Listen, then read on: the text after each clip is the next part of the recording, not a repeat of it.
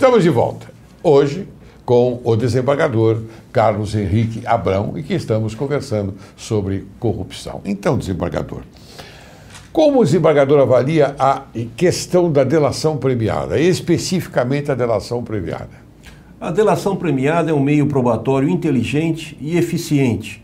Nós vimos que na Operação Castelo de Areia houve uma anulação feita pelo Superior Tribunal de Justiça e confirmada pelo Supremo Tribunal Federal, pelo ministro Luiz Barroso, em razão da contaminação das provas.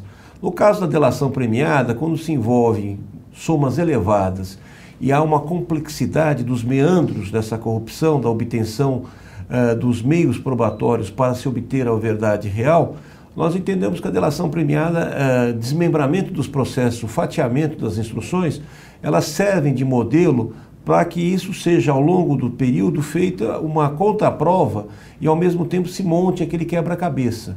Não diria que uma pessoa que é corrupta ou que favoreça a corrupção possa ter 100% de aceitação da sua delação premiada. Mas, como são vários que fizeram a delação premiada, Sim. O juiz, o Ministério Público, todos eles vão fazer uma somatória desses elementos para depois confrontá-los e até ampliar as investigações e também ter provas seguras para as condenações. Porque a delação premiada não é vantajosa apenas para o Estado juiz, ela é vantajosa para aquele que a faz. Ele tem uma redução de pena, ele não tem a necessidade de ficar em regime fechado, enfim, são dadas certas... não diria que são regalias, mas certos benefícios que aos demais não se estendem. São requisitos diferenciados. Exatamente, são tratamentos diferenciados. Muito bem, mas nós não corremos o risco de que, uma vez concorrida essa delação premiada, o agente possa modificar no sentido de beneficiar terceiros? Tudo vai depender daquilo que se apurar ao longo da investigação e do processo criminal efetivo. Esse aproveitamento dos atos, ele pode ser restrito àquela fala, mas a manifestação do conjunto indicará que não há como se proteger terceiros. Por quê?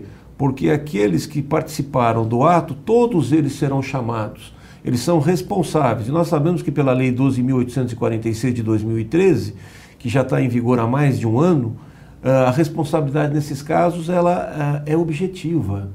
Então, nós temos aí uma responsabilidade civil, nós temos uma responsabilidade administrativa e temos uma responsabilidade na esfera penal.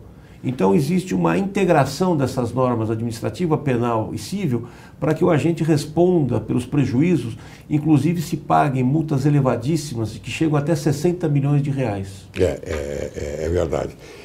Essa é a nossa preocupação, porque o brasileiro ele é muito versátil, né? O brasileiro ele é sempre versátil. Consegue um jeitinho de contornar a legislação e aplicar outro remédio mais eficiente para ele, não para a sociedade. Claro, e existe a versão do fato e a versão do novo fato na delação premiada, porque a versão do fato é aquela onde ele já se expôs anteriormente. Agora, há uma outra versão, uma nova versão do fato, que, naturalmente, ele deve se ater a uma realidade, inclusive deve ser correto. Então, mas esse bombardeamento em relação à delação premiada, num primeiro momento existiu, mas depois foi superado. Por quê? Porque os diretores, os administradores e os próprios controladores dessas grandes empresas, eles se veem muito mais assistidos com a delação do que ficarem já iniciando o cumprimento de pena na Polícia Federal, na cidade em que estão, e nós vimos agora, com essa movimentação que houve de algumas empreiteiras, o juiz que preside esse processo voltou a decretar a prisão desses elementos. Certo. Então isso quer dizer que o Estado juiz está sempre atento e observando o que está acontecendo para evitar que as provas sejam minadas ou desviadas. E aqui nós temos que, naturalmente, fazer uma menção honrosa ao nobre magistrado Sérgio Moro, que está conduzindo o processo de uma forma magnífica. Sem dúvida. Magnífica. O juiz Sérgio Moro, apesar da idade, ele tem um grande tirocínio, uma vasta experiência, e uma inteligência invejável, porque ele fatiou, ele desmembrou os processos e ele está passo a passo obtendo aquilo que se chama uma prova concreta, uma prova satisfatória, inclusive com agilidade no procedimento, com uma rapidez, com uma velocidade, com um apoiamento da força-tarefa do Ministério Público, que dá um contentamento a todos. Falar em força-tarefa, como você já comentou no primeiro bloco a respeito do procurador Rodrigo Janot, eu gostaria que você, naturalmente, fizesse uma colocação a respeito das informações do caso do Lava Jato para que se explique definitivamente essa questão. Ou seja, qual foi o procedimento dele fora do país? O que ele foi buscar fora do país? Qual o objetivo dele? E o que ele trouxer será um benefício no tocante à materialidade do crime para poder indiciar aquele que, afinal de contas, sabe, conhece e tem muito o que falar a respeito da corrupção. Existem tratados internacionais dos quais o Brasil é signatário. Então o Brasil tem esses tratados assinados com vários países membros da Comunidade Econômica Europeia e com os Estados Unidos. O procurador Rodrigo Janot esteve nos Estados Unidos em conversa com a SEC, em conversa com o Departamento de Justiça. Evidentemente que correm investigações nos Estados Unidos e também processos nos Estados Unidos movidos em ações coletivas, as class actions. E essas ações são para indenizar, na maioria delas, nós sabemos, elas acabam em transações em valores pecuniários que são pagos, e esses valores são para reduzir o prejuízo que os acionistas tiveram. Porque lá, como os fatos não foram levados ao conhecimento do acionista, aqueles que compraram ADRs da Petrobras viram que o papel ele virou pó, ele pulverizou esse papel. O que acontece? Eles estão movendo ações para serem indenizados em relação a esses prejuízos. O que o procurador esteve nos Estados Unidos fazendo com sua equipe, alguns membros da Força Tarefa, foi exatamente se certificar dessas informações que o Departamento de Justiça americano possui e que a SEC, a Security Exchange Commission, também tem, para ver até que ponto as informações se consolidam ou elas aumentam o leque para as denúncias, porque nós estamos aí próximos à verificação dos nomes, dos quais os políticos, os partidos que foram beneficiados com toda essa mazela dessa operação.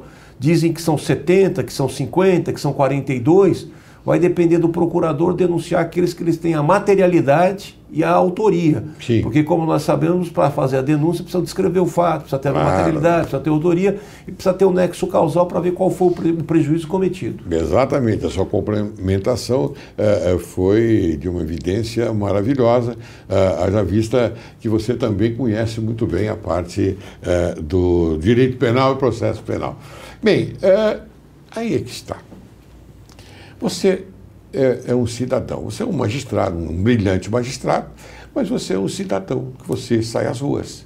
Você é conhecido, você tem alguém chega para você, de repente, fala: ô Abrão, como está? Você vai bem? Escuta, me diga uma coisa, o que você acha? Será que esse dinheiro vai retornar para o país? Isso acontece também comigo, no shopping, a gente tem amigos, tem pessoas conhecidos, e perguntam para a gente. Então, aqui vai a pergunta que interessa ao povo. O dinheiro que foi desviado pela corrupção, quando é feita a devolução, onde ele vai parar? O sistema hoje ele mudou substancialmente. Nós vimos no caso da Prefeitura de São Paulo que bancos estrangeiros começam a fazer acordos para devolver esses valores. O que ocorre é que a legislação ela tem um certo formalismo, uma burocracia, e essa retomada do dinheiro não é rápida. Nós vimos, por exemplo, no caso da Parmalat, os procuradores de Milão, de Parma, eles foram até a Suíça e já aprenderam esses valores, esse numerário, e trouxeram de volta para a Itália. Rapidamente descobriram as contas secretas das Suíças que os diretores desviavam o dinheiro e apreendiam esse dinheiro.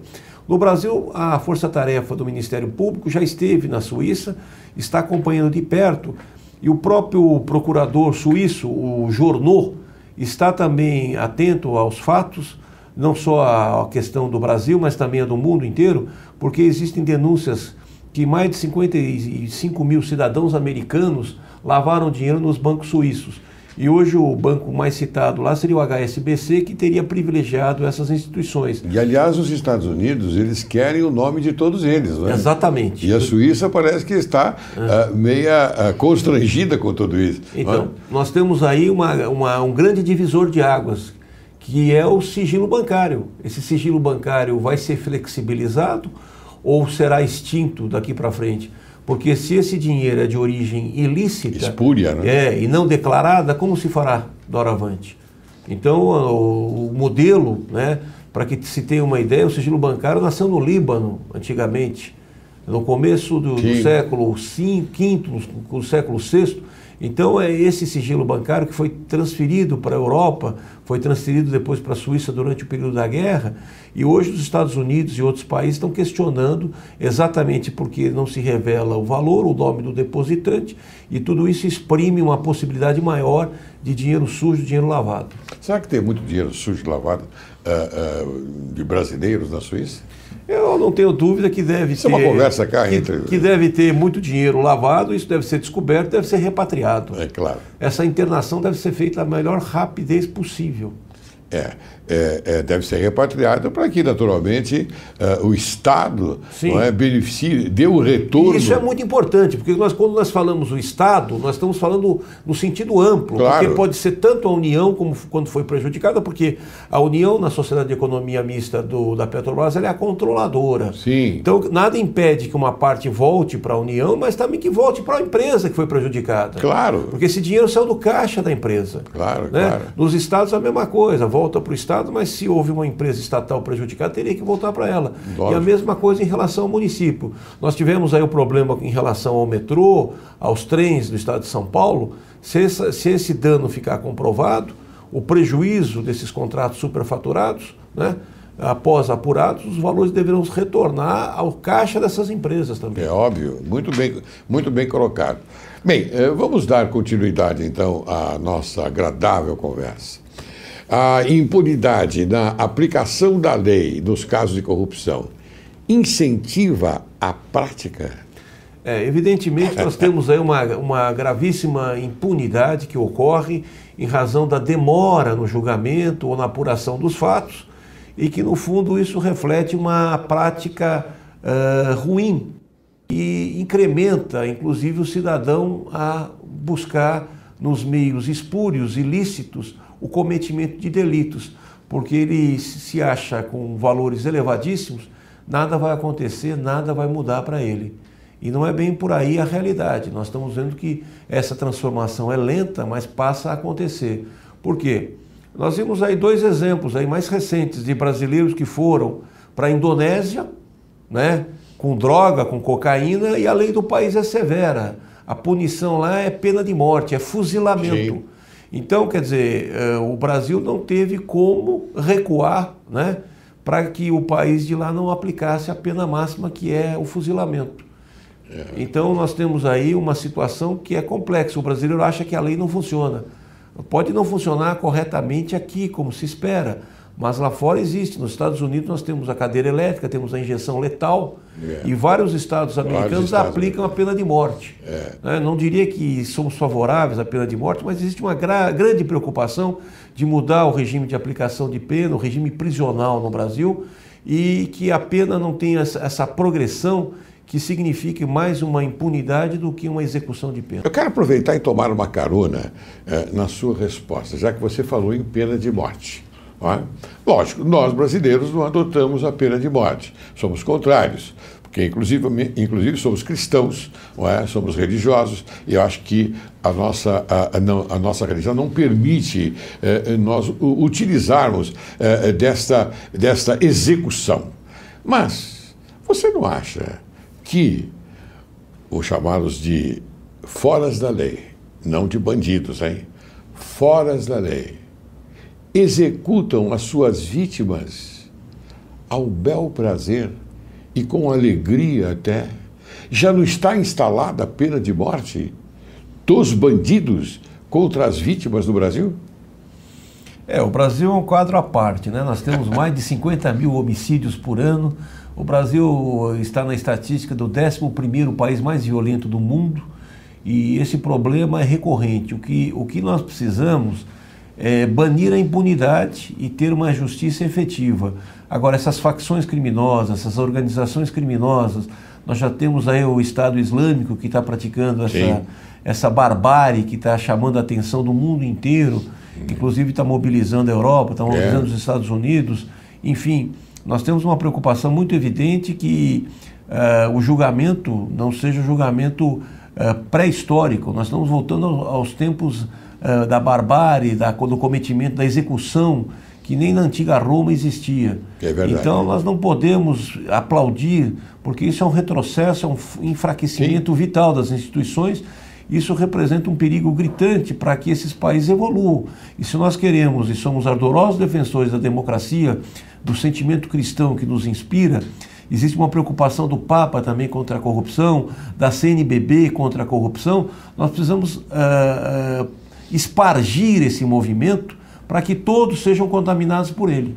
Ou seja, reagir de forma democrática, de forma sadia e de forma civilizada. Para que a civilização venha e nos inspire movimentos mais favoráveis à recuperação do dinheiro perdido. Muito bem, eu preciso falar do seu livro e também do livro do Modesto Carvalhosa. Mas antes eu queria fazer uma pergunta a você e rapidamente a sua resposta. Mostra-se favorável à criação de tribunais especializados e varas também para julgamento dos crimes envolvendo a corrupção? Sim, o próprio ministro do Supremo Tribunal Federal, Carlos Aires Brito, recentemente falou da importância de criarmos varas especializadas para o combate do crime de corrupção. Eu acho que o Brasil não tem outro caminho a não ser se propor a criar varas especializadas e tribunais especializados para isso, porque o Supremo Tribunal Federal fica lotado desses processos e as soluções são realmente lentas. O Brasil tem um estoque de 95 milhões de processos. Quer dizer, com uma população de 200 milhões é um processo para cada 2 habitantes. Nós precisamos reduzir essa mentalidade de litígio e nesses casos de corrupção que eles abrangem todo o serviço público, minam a saúde, a educação, a cultura, nós precisamos ter varas rápidas que respondam por esses casos. Bem, caro telespectador, vocês me conhecem muito bem e sabem como é o meu procedimento quando se trata de pessoas como o doutor Carlos Henrique Abrão, inclusive um excelente desembargador do Tribunal de Justiça do Estado de São Paulo, um intelectual, um verdadeiro intelectual. E ele projeta para a sociedade, não é, e colabora com a sociedade, não é, as suas reflexões. E as suas reflexões também jurídicas. E agora ele está lançando esse livro, Da Tramitação Processual Prioritária. A digressão em torno da tramitação prioritária incorpora a forma pela qual se procura identificar os procedimentos e conhecer, na respectiva origem, qual virtude acompanha a demanda desde o início até o respectivo encerramento. Vejam vocês como é interessante este livro. Ele dá a você toda essa dimensão processual.